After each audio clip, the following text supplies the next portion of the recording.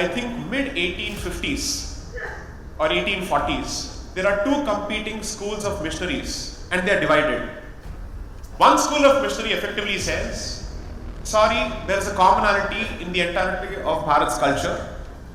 The other effectively says, no, Telugu and Tamil don't have Sanskrit as their parents.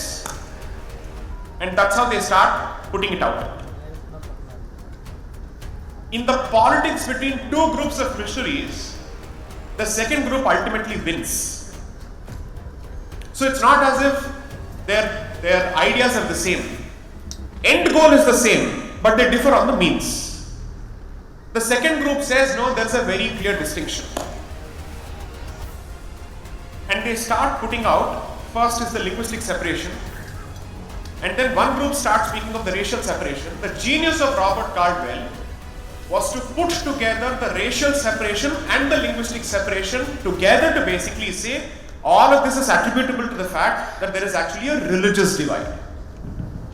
So he brings together the deadly mix of religion, race and language. And you know how they do that? They go back to the one book that they were trying to give to us for these justifications, the Bible. So there's a biblical, let's say, figure called Noah, who apparently saved the world from the flood, so on and so forth. So Noah has 4 children, Japheth, Shem, Aram and Ham.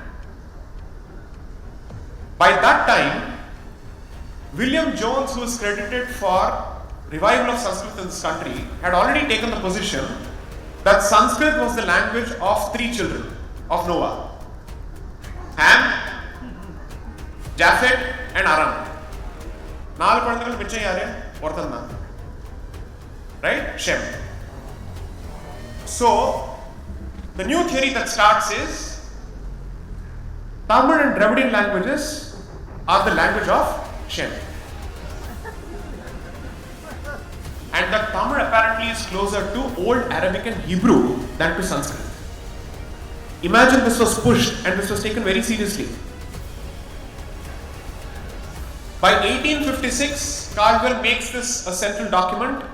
By 1881, when he's become the Bishop of Tirunelveli, what he starts doing is, let me start mapping those parts of the Madras Presidency where there's a lot of competition between communities and see where I can push this more successfully. The training ground and the experimental ground became Tirunelveli. And there he was able to push that entire theory successfully. Now, parallelly what happens is, since you have effectively made the Brahmin the evil creature, his subsistence on the basis of dana from the rest of the communities are taken away. That leaves the Brahmin community with only one option for sore thanni. English kattu ninge vaal panni tholena. Vera vali illa, enna inge saapadu varudhu. So they learn English and they join. This fellow treats them as an irritant who has to be employed. And the rest of them see, oh, so he's learned English and he's gone up. And that sense of competition is then exploited for the next 100 years. To effectively say, why should this community alone get English access? Why not others? Now then comes the next actor into this entire picture. There starts a fight between the Tamil identity and the Telugu identity.